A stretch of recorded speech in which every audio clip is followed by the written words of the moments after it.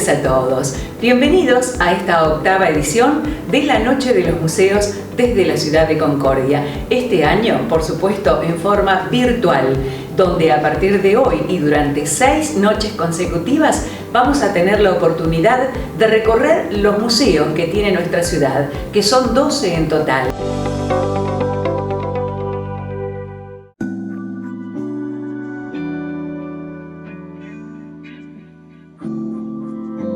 Hola, soy Graciela, coordinadora del Museo Interactivo Costasciencia, perteneciente al Ente de Gestión Costanera de Concordia y UTN Regional Concordia.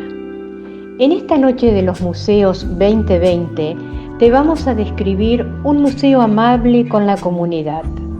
Costasciencia es un laboratorio y un juego en donde se puede interactuar con módulos sobre diversas temáticas como por ejemplo electricidad, magnetismo, fluidos, mecánica, óptica, matemática, energía y biología. Con todo este cúmulo se va creando un espacio lúdico, de libre exploración, de apasionantes descubrimientos para los visitantes. En esa interacción con los módulos y los juegos, el niño, el joven, el adulto, ve, explora, toca, mueve, cambia, observa todo lo que sucede y luego vuelve a experimentar.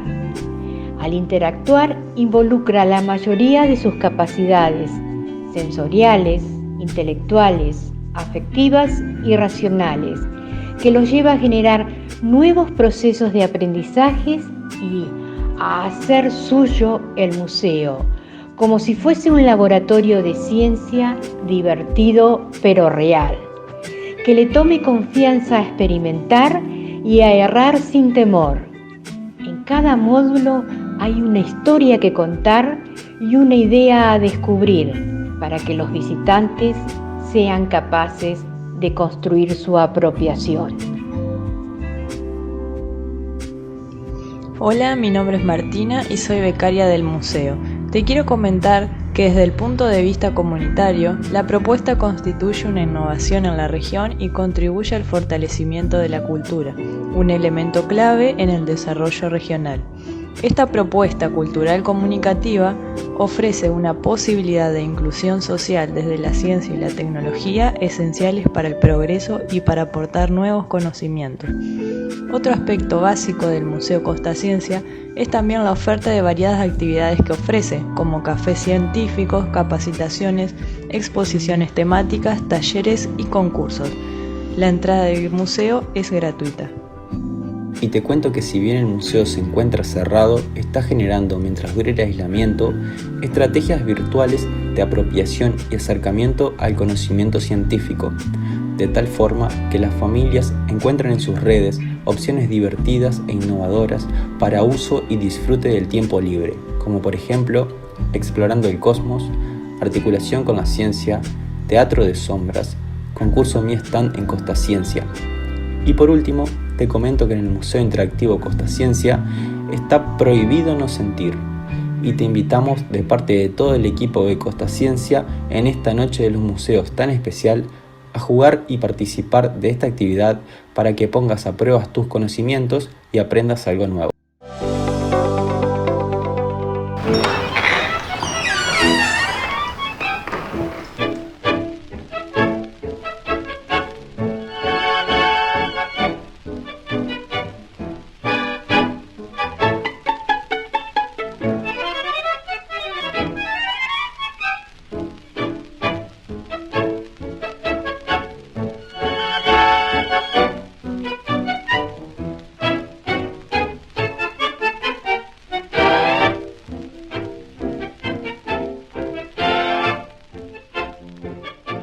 Hola, ¿cómo les va?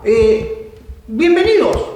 Miren, yo les voy a contar. Hace mucho tiempo que estoy acá. Hoy traigo puesto un traje que fue de Juan P. Garat, que fue el 9º intendente de Concordia. ¿Saben dónde estamos? Estamos en el Museo Regional del Palacio Arruabarrena.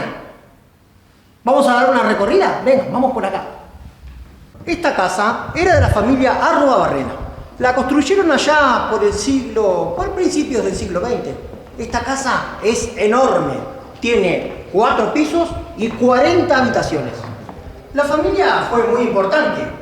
Don Juan Bautista Arrobarrena fue fundador de la Sociedad Rural de Concordia. Y bueno, después la familia la vendió y la compró el ejército. La Municipalidad de Concordia después la convirtió en el Museo Histórico de la ciudad en el año 1984. Vengan por acá que les voy a mostrar.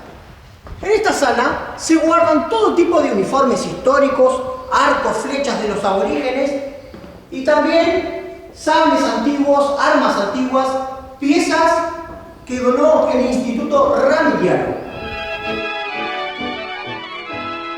Ahora les voy a mostrar un juego de dormitorio que fue del primer intendente, Federico Sorraquín. Fíjense lo que es esa cama. Yo no sé cómo dormían ahí. Es muy cortita.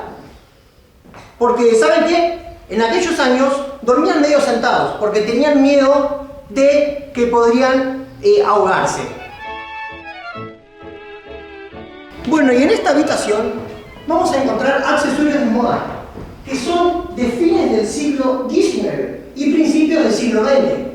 Botas de 1900, la primera máquina de coser Singer eléctrica, abanicos, sombrillas, costureros, alajeros y, bueno, muchas otras cosas. Bueno, y ahora vamos a volver, vamos a ver acá, vamos a ver vestidos, algunos que son de 1900, y ¿saben qué? Hay también gran cantidad de sombreros. Antes, la costumbre de las mujeres y los hombres usaban sombreros para salir de su casa, porque saben que era mal visto andar bronceado. Por eso las damas usaban sombreros, guantes y también sombrillas. Bueno, muchas gracias por venir a visitarnos. Recuerden que pueden venir cuando quieran una vez que pase toda esta pandemia. Estamos en el Museo Regional Arrobarrena, un lugar donde la historia cobra vida.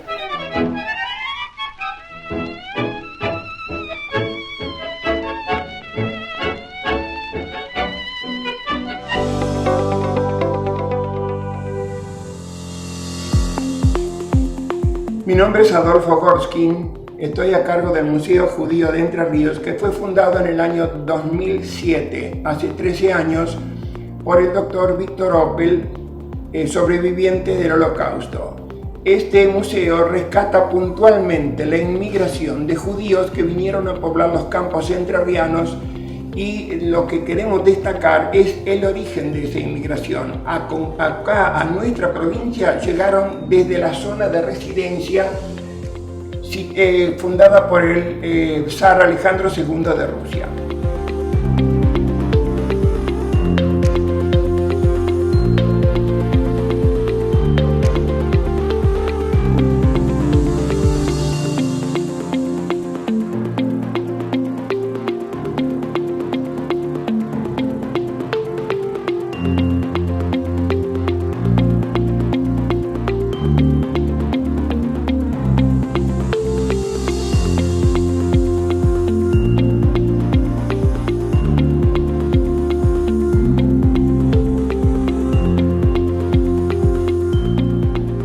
El museo cuenta con 4 salas. Estamos en la sala 2, donde tratamos de transmitir de que esos inmigrantes judíos que vinieron a poblar los campos entrerrianos, lo primero que le pidieron a la empresa que los trajo, queremos una escuela.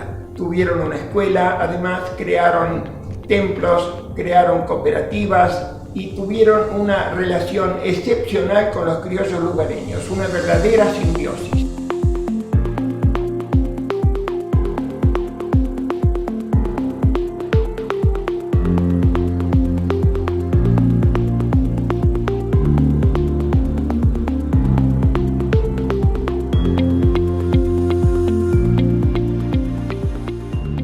Sala, que es la sala 3, nos dedicamos muy especialmente a trabajar sobre el tema de discriminación y principalmente con muchos colegios que vienen por cientos durante todo el año de Concordia, la región, la provincia y de otros lugares del país, explicando y tratando de integrarlos a dialogar sobre lo que resulta para los chicos en general y en las escuelas, qué es discriminar.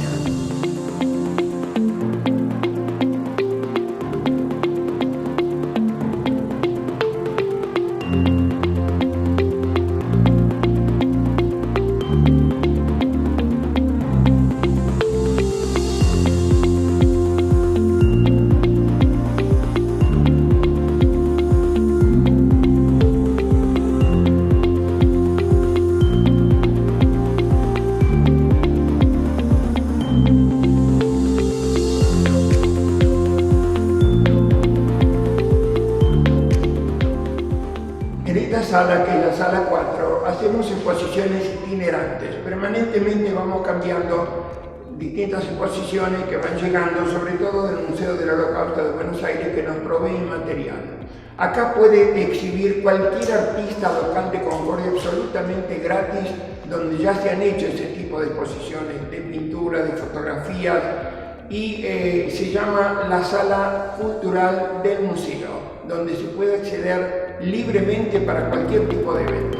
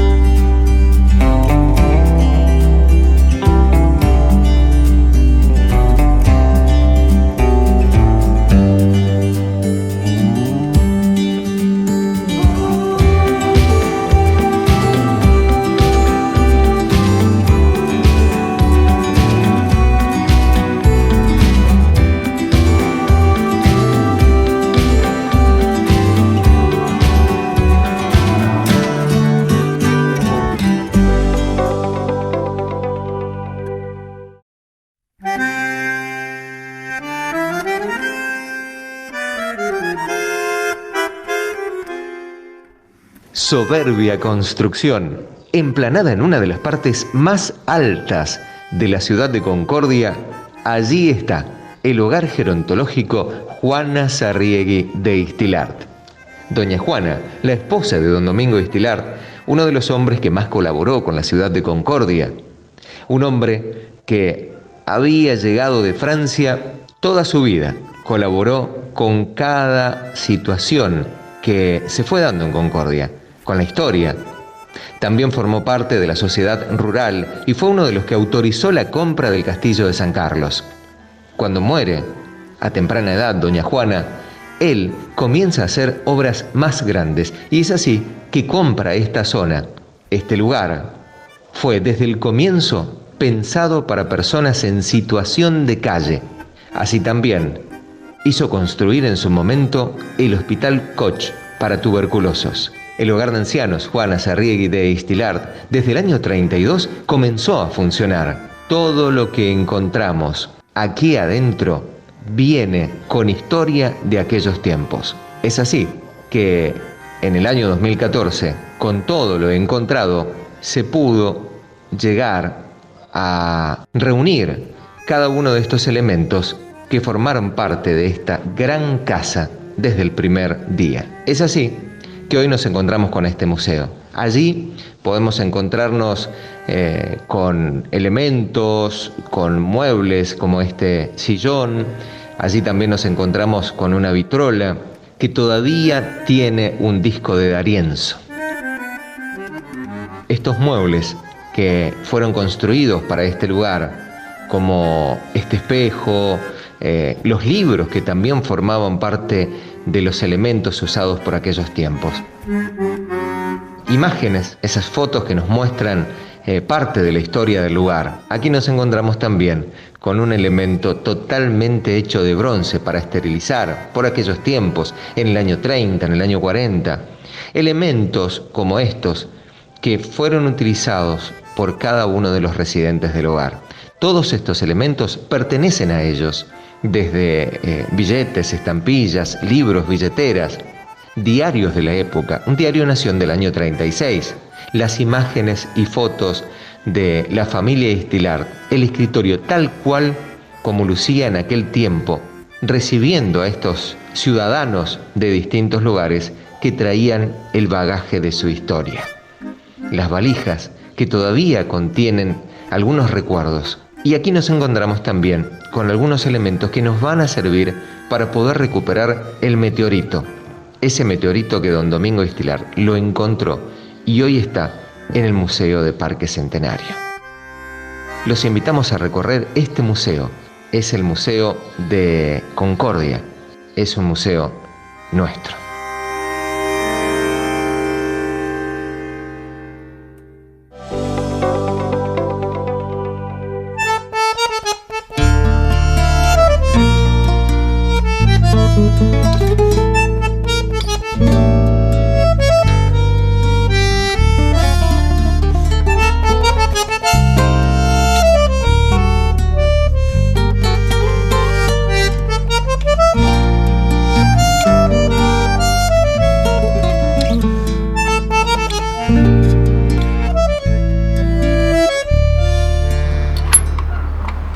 Hola a todos, sean bienvenidos a una nueva edición de las Noches de los Museos, esta vez edición virtual. Mi nombre es Magalí, integrante de Inmigrantes Unidos de Concordia. En este evento, Inmigrantes apuesta por revalorizar las tradiciones y culturas de las colectividades que integran nuestra fiesta. Sean todos muy bienvenidos y les invito a pasar.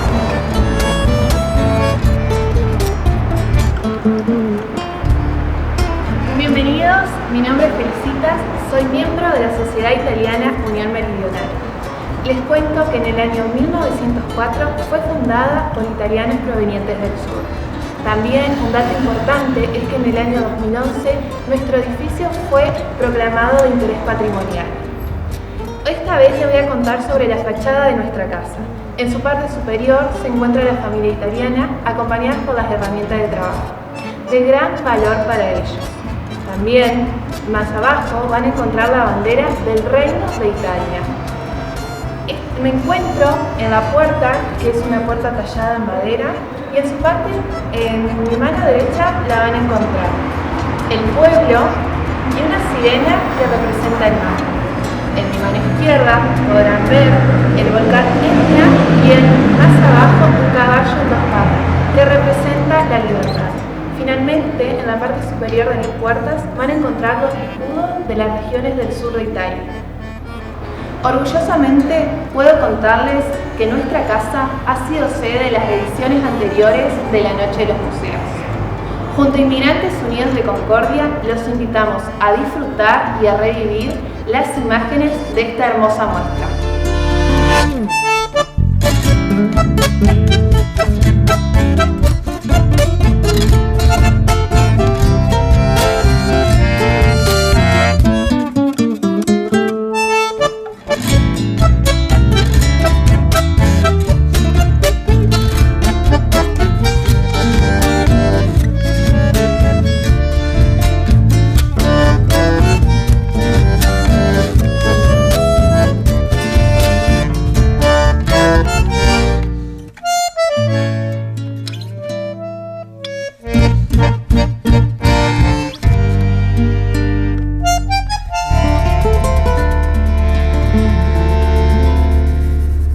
Gracias por acompañarnos y no se olviden, a las tradiciones no solo hay que contarlas, hay que vivirlas.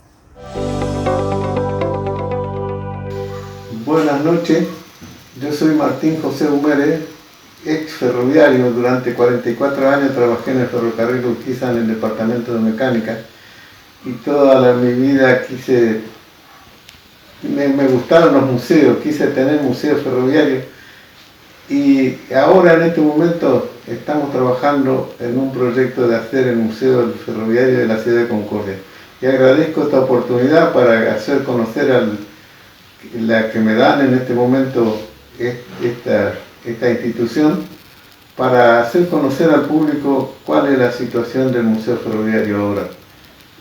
Durante muchos años yo estuve tratando de conseguir cosas para el ferrocarril, buscando elementos, hasta que apareció acá un señor. Cuando estaba en el gremio apareció el señor Guillermo Monzón una tarde diciendo que quería hacer un museo ferroviario. Él no era ferroviario, pero que le gustaba el ferrocarril. Entonces tomamos la idea, la hicimos un poco oficial del gremio, porque el gremio se comprometió a apoyar esta idea y nos da la sede para que hagamos las reuniones. Se formó una comisión que está trabajando con la idea de conseguir un local propio. Para eso, esta comisión hace una solicitud a la Municipalidad de Concordia para conseguir un lugar en la estación central, cosa que también fue bien recibida y hasta ahora está en trámite el proceso. Así que nosotros queremos conseguir ese museo. Nosotros somos un grupo de personas que en realidad no conocemos nada de museos. Somos neófitos en este tema. Y estamos haciendo estudios, nos estamos informando, tratando de conseguir todo lo que se necesita para tener un museo. Y con el tiempo a lo mejor vamos a conseguir. Vamos a tratar de coleccionar todo lo que se encuentre, vamos a tratar de conservar las cosas, que algunas son verdaderas joyas y otras son documentos invaluables. Hay planos, hay instrucciones que daba el ferrocarril, folletines, todo lo que se pueda rescatar vamos a tratar de conseguir. Conservando eso, investigando la historia del ferrocarril, con dónde estaba una estación, dónde estaba la otra, por dónde comenzó, qué es lo que pasó en algún momento, por qué se cambiaron las trazas, porque este ferrocarril inició como un ferrocarrilito entre Concordia y Montecasero y después se le fue agregando líneas, que está todo registrado, así que todo eso va a estar en el museo.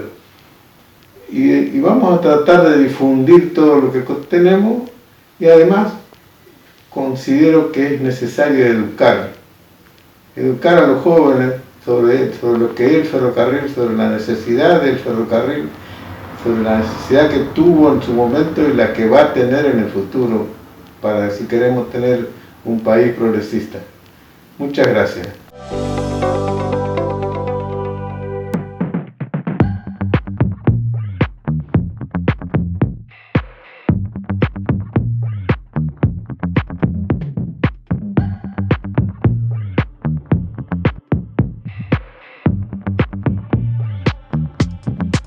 Bueno, buenas tardes. Estamos en la Iglesia Metodista de Concordia, que es una de las 100 y pico de congregaciones que tiene la Iglesia Metodista Argentina aquí en este país.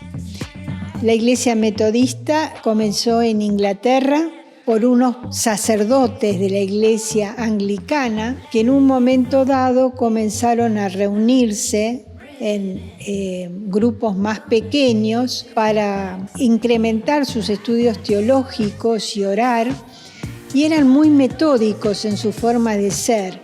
Así que se los conocía como el Grupo Santo, pero además por esa forma tan metódica de actuar se los terminó llamando metodistas. En el año 1850 comienzan las primeras reuniones para establecer una congregación aquí en Concordia. Y así comienza en el año 1988 el primer pastor, el reverendo Lino Aveledo, que era un pastor de Paraná, comenzó a visitar la ciudad de Concordia. En 1892 se realiza el primer culto en la ciudad de Concordia. Y en esos momentos se reunían en la calle de Buenos Aires 76, que era un salón grande, se realizaban las reuniones ahí. Posteriormente, con el transcurso del tiempo, se erigió el templo aquí en Buenos Aires 280 y se puso la piedra fundamental en el año 1906.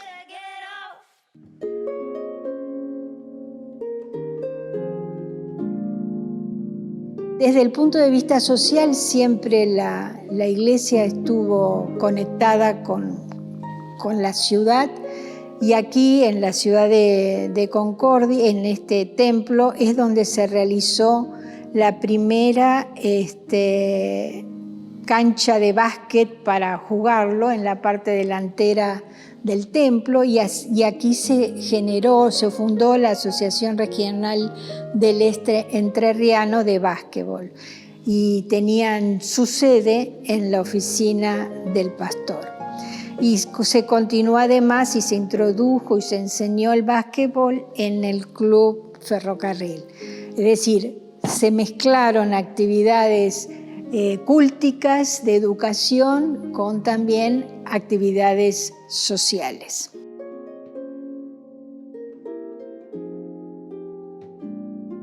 En este tiempo de pandemia, obviamente, las actividades de la congregación están suspendidas para evitar cualquier tipo de contagios. Acá andamos igualmente con los elementos de protección, pero seguimos conectados a través de videos que se preparan distintas congregaciones y que se preparan también a nivel nacional. Y entonces eso nos permite estar en contacto los hermanos y teniendo la posibilidad de ver hermanos de otras congregaciones, desde Salta hasta la Patagonia, desde Mendoza a Buenos Aires.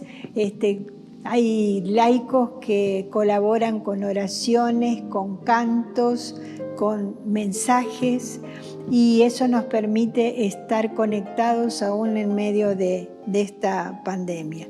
Así que esta es una oportunidad también para saludar a los miembros de la iglesia que por ahí no nos estamos viendo físicamente, y para desearles que el Señor los siga bendiciendo y pidiéndole al Señor que nos proteja en medio de esta pandemia y nos ayude a que si en algún momento tenemos un descuido, sea su mano protectora la que intervenga. Así que saludos a la congregación y saludos a la ciudad de Concordia, y un gusto cuando podamos volver a reunirnos, que puedan venir y visitarnos.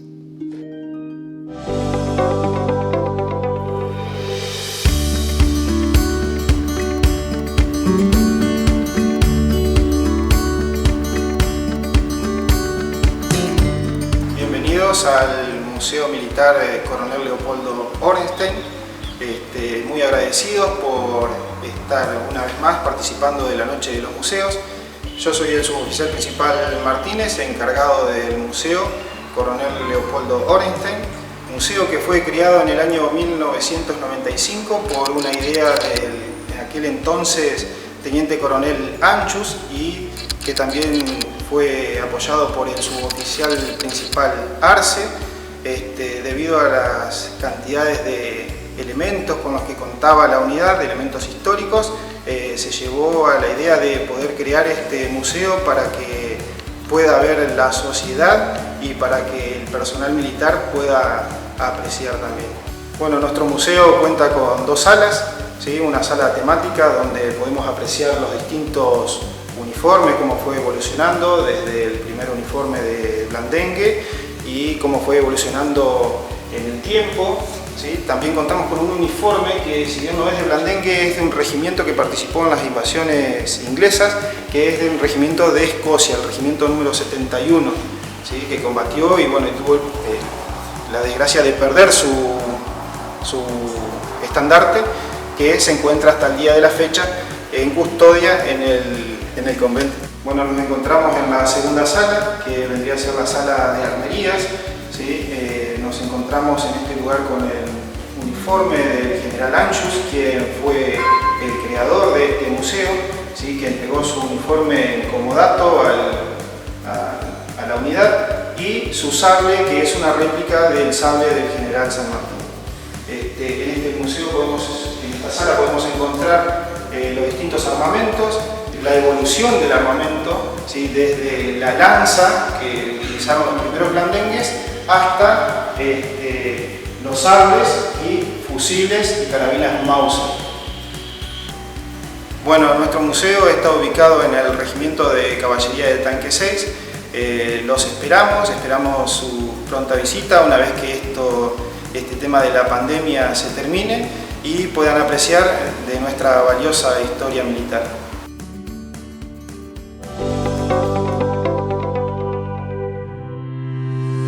En época de pandemia, el Museo de Antropología y Ciencias Naturales celebra la virtualidad.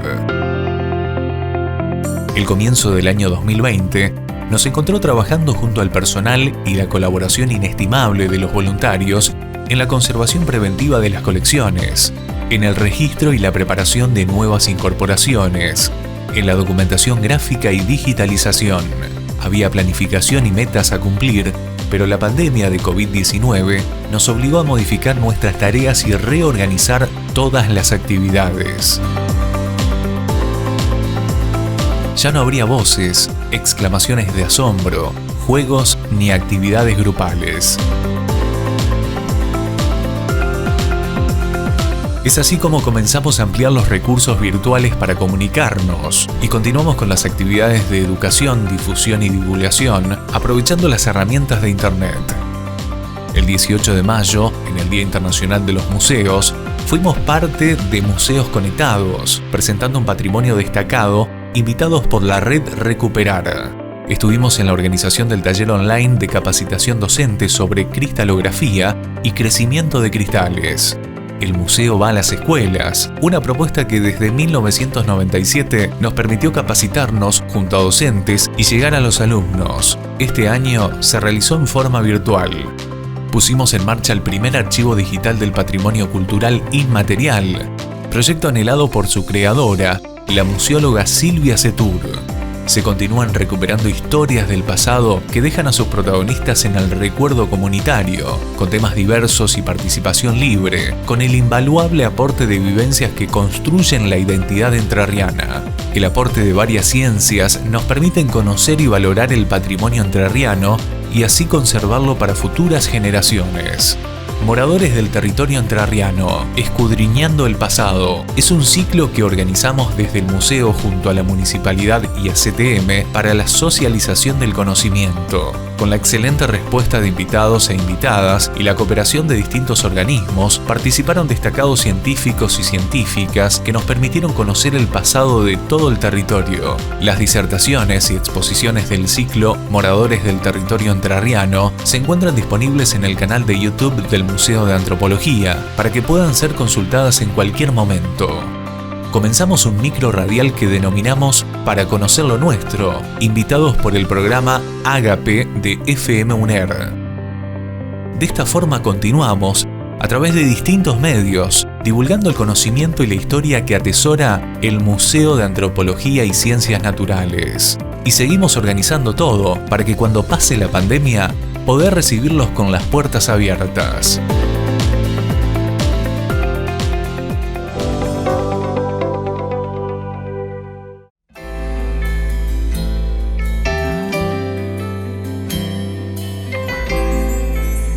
En este lugar sucedieron hechos históricos de muchísima relevancia para la ciudad de Concordia, o para lo que luego sería la ciudad de Concordia.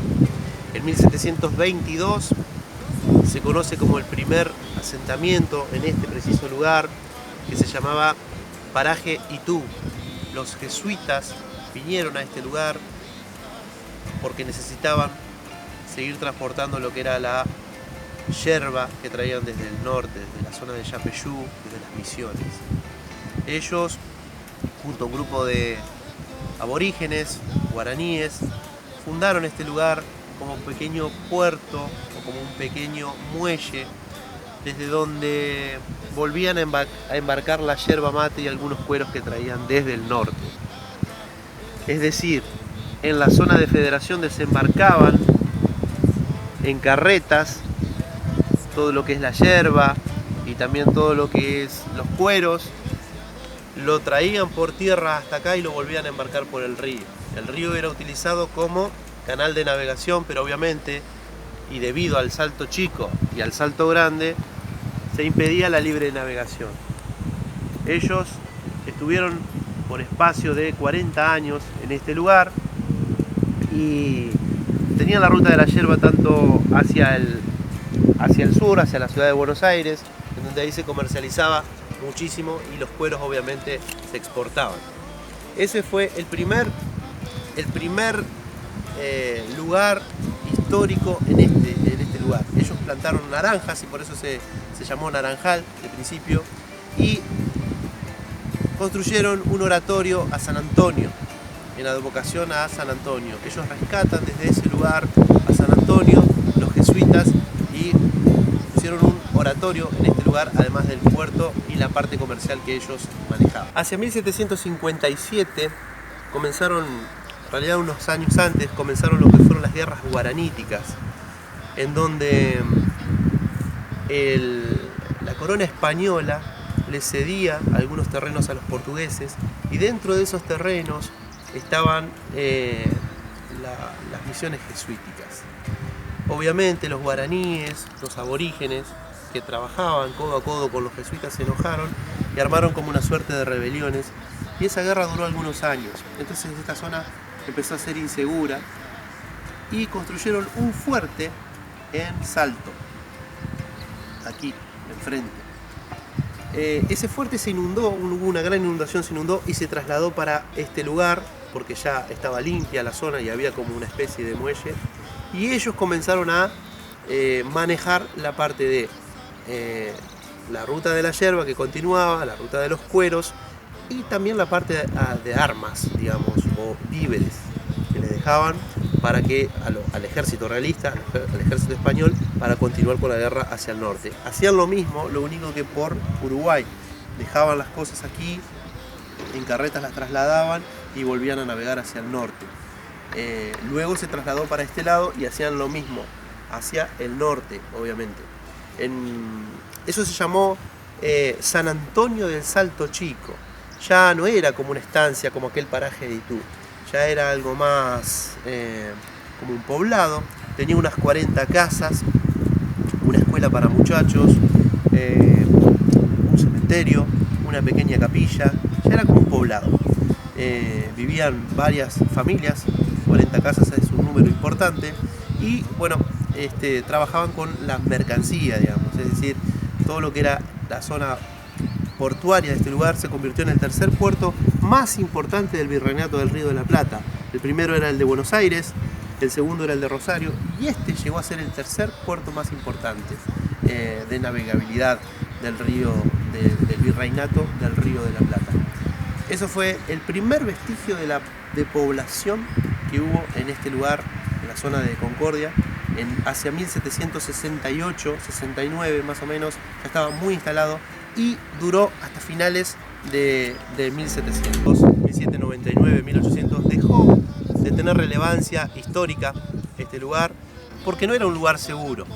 Era una zona de guerras constantes, luchas intestinas, luchas internas. Entonces, esto dejó de tener relevancia histórica. Pero sucede algo en 1811. En 1811 se produce la redota de Artigas, o el exilio del pueblo uruguayo. Artigas sitia Montevideo y de repente le dicen que tiene que retirarse. Artigas se viene con 4.000 personas aproximadamente por toda la costa del Uruguay, llega hasta este lugar y en noviembre de 1811 cruza el Salto Chico con toda la gente que lo seguía y se instala en este lugar antes de seguir hacia el norte. ¿Por qué elige este sitio Artigas, que era una persona, un estratega militar, porque este era un punto geopolítico muy importante? Este es el lugar, esta colina es el lugar más alto de toda esta zona y antes era mucho más alto. Recuerden que se fue erosionando esta zona de arenales, se fueron construyendo casas, se fueron construyendo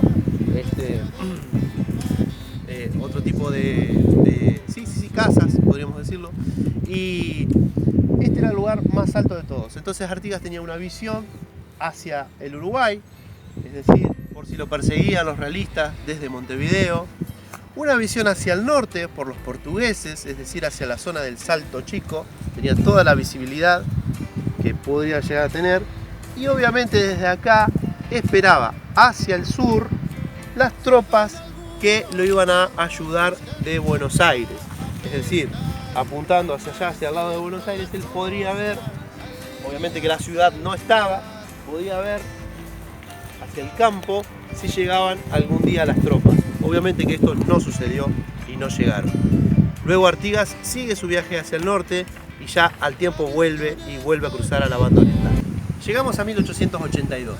En 1882 Alberti adquiere estas propiedades de General Urdinarrain, los invito a que vengan, y construye el saladero de este lugar donde se producía charque para las zonas de Brasil, para Cuba, donde había muchos esclavos. Los saladeros eran la manera de conservar la carne, habían encontrado una manera de conservar la carne por muchos días, así la podían exportar. Antes solamente exportaban el cuero, bueno, ahora encontraron la manera de exportar la carne. Los saladeros funcionaron un tiempo, en 1888 la adquiere el conde de Maggi y un año después se va, esto queda abandonado. Y en 1920 Pereda la adquiere, por eso queda como Naranjal de Pereda, la adquiere a este lugar y lo hace una suerte de remates vacunos, ovinos, porcinos, es decir, ya lo convirtió en una especie de algo agrario y rural.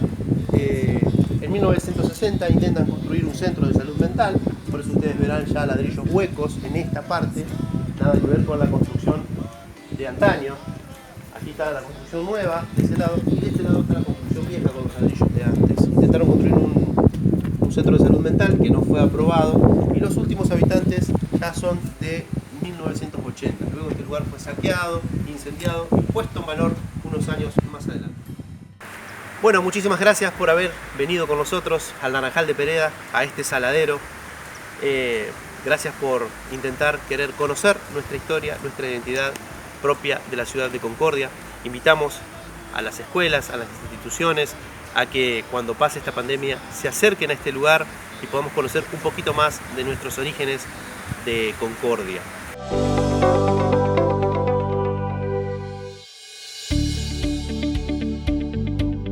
Bienvenidos al Museo y Centro Cultural Salto Grande, un espacio donde además de tener como patrimonio la historia del complejo hidroeléctrico Salto Grande, fue pensado para que los artistas de la región puedan exponer sus obras.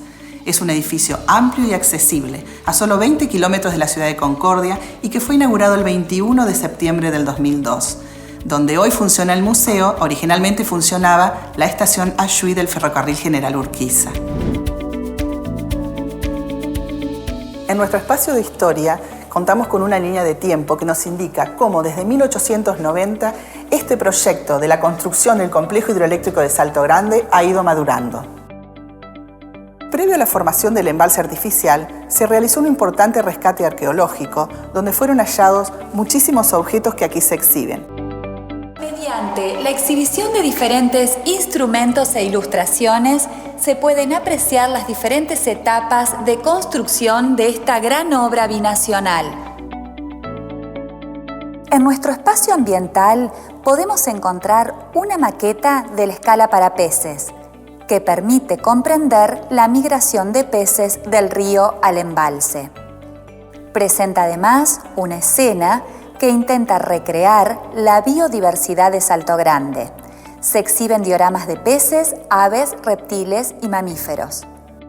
En este espacio tenemos exhibidos elementos y objetos que se utilizan para la generación y transmisión de la energía. De esta manera, el visitante comprende de manera sencilla cómo Salto Grande aprovecha las aguas del río Uruguay para producir energía eléctrica. También contamos con un espacio para una serie de maquetas hechas en escala, como por ejemplo, esta fabricada en la Unión Soviética de la unidad hidrogeneradora.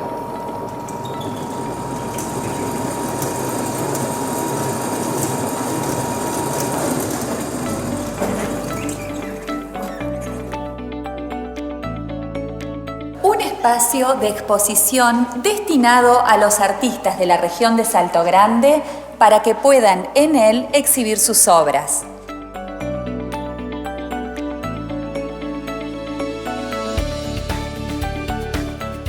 En este espacio institucional se exhiben los obsequios que organismos e instituciones de todo el mundo entregaron a Salto Grande. En el exterior del museo tenemos un parque técnico. Allí se exhiben objetos que son parte del equipamiento electromecánico del complejo. Tenemos una torre de alta tensión, un transformador elevador de tensión y grandes cubiertas de los gigantescos camiones Terex. Estos camiones fueron los que se utilizaron en la época de construcción para trasladar toneladas de piedra y arena. Desde el museo se coordinan las visitas al complejo hidroeléctrico y al ecoparque. Los esperamos luego de la pandemia.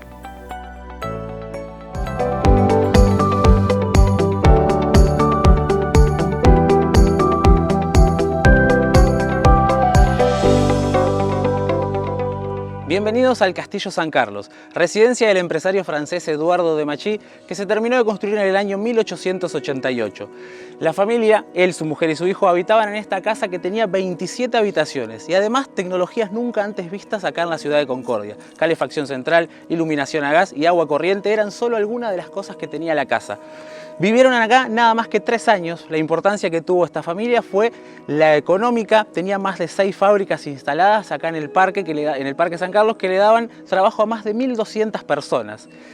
Después de su desaparición misteriosa, generó muchísimas historias y leyendas que con el tiempo se fueron dando a conocer. Después de algunas idas y vueltas, en el año 1928, la municipalidad compra todo el terreno de Eduardo de Machy y manda a construir el Parque San Carlos. La casa estaba incluida y la casa la alquilaron a otra familia de origen francés, la familia Fuch-Ballon, que tuvo la visita del ilustre escritor y aviador por aquel entonces, Antoine de Saint-Exupéry. Las vivencias que tuvo y las historias que vivió Antoine de Saint-Exupéry en esta casa las dejó plasmadas en su autobiografía, ya titulada Tierra de Hombres, y en el capítulo 5 Oasis, que describe cómo fueron esas vivencias, esas historias, esas emociones que él sintió al vivir con esta familia. Sobre todo con sus 2 pequeñas hijas, Eda y Susan Fuch-Ballon, que se dice sembraron las ideas que después él plasmó en el libro El Principito, el libro más leído y más vendido en el mundo después de la Biblia.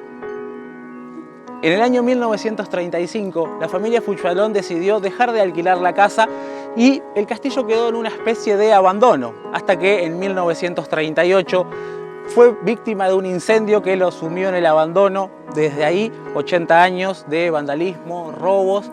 El castillo estuvo en peligro de derrumbe hasta que en el 2012 se iniciaron los trabajos de consolidación y puesta en valor del edificio. Estos trabajos fueron premiados con el premio a la mejor consolidación en obras que involucren un patrimonio edificado, y hoy en día los visitantes pueden disfrutar y recorrerlo por unas pasarelas en donde el edificio no sufre ningún cambio, se detuvo el paso del tiempo, se hicieron trabajos de limpieza, de consolidación de muros, y hoy en día miles de turistas nos visitan y recorren el castillo en el cual habitó y vivió Antoine de Saint-Exupéry. Los invitamos a todos a que vengan a visitar y a recorrer el castillo de San Carlos.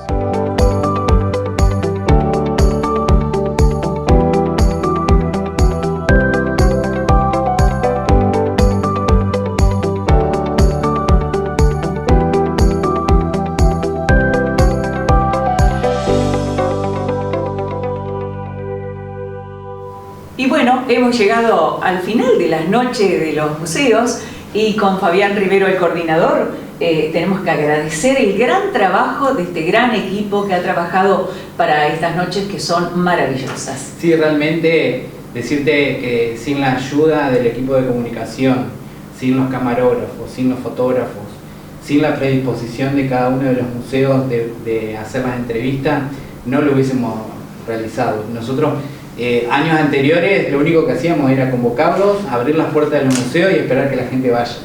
Este año lo tuvimos que pensar en forma diferente y gracias al equipo que lo armó a través de imágenes, seguramente pudo llegar de la mejor manera a cada uno de los hogares de los concordienses y de todos aquellos que hayan tenido la posibilidad de verlo a través de las imágenes en nuestro país y en el mundo, ¿no? Porque seguramente lo van a poder ver en todos lados.